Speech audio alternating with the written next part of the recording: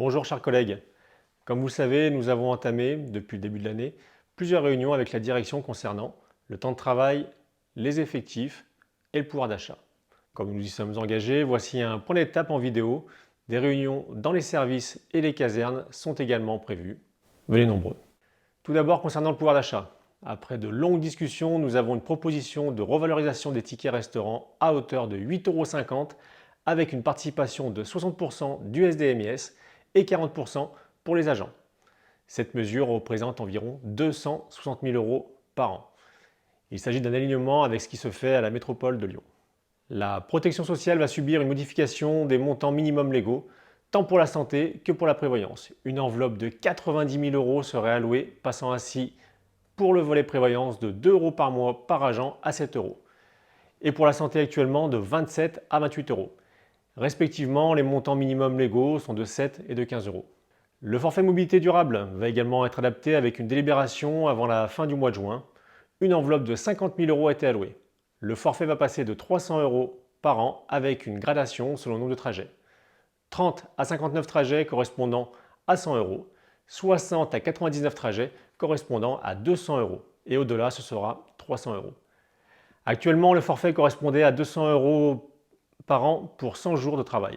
Et rien si vous travaillez moins de 100 jours. Cela devient intéressant pour les agents en 24 heures qui n'en bénéficiaient pas jusqu'alors. Avec la montée en compétences et responsabilités liées à la ZUP, la direction est prête à octroyer une revalorisation de l'IAT à hauteur de 2 points pour tous ceux qui pratiqueront les 13 gestes de soins.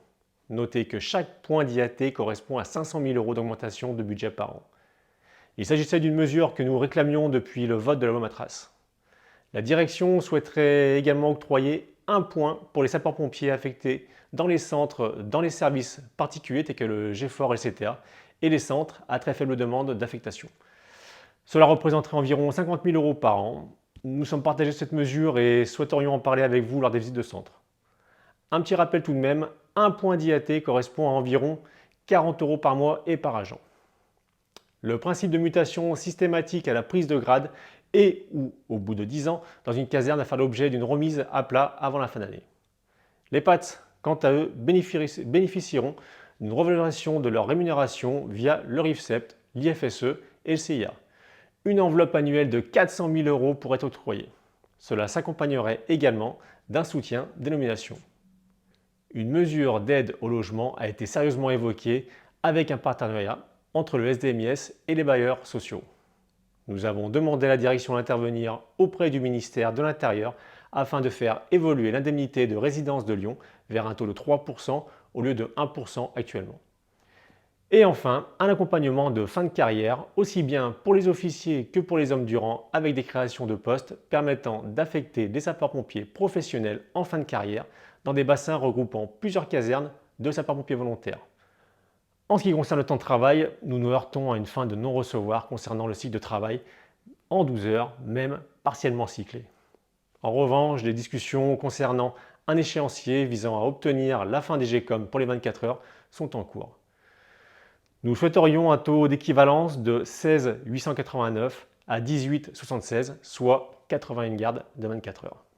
De façon surprenante, nous sommes la seule organisation à porter cette revendication. Et enfin, pour terminer, nous avons abordé bien évidemment les recrutements.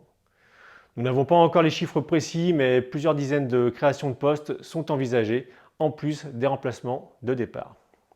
Idem concernant le 3SM, nous réclamons des recrutements d'infirmiers pro et de médecins pro, 2 actuellement au lieu de 7 postes budgétés.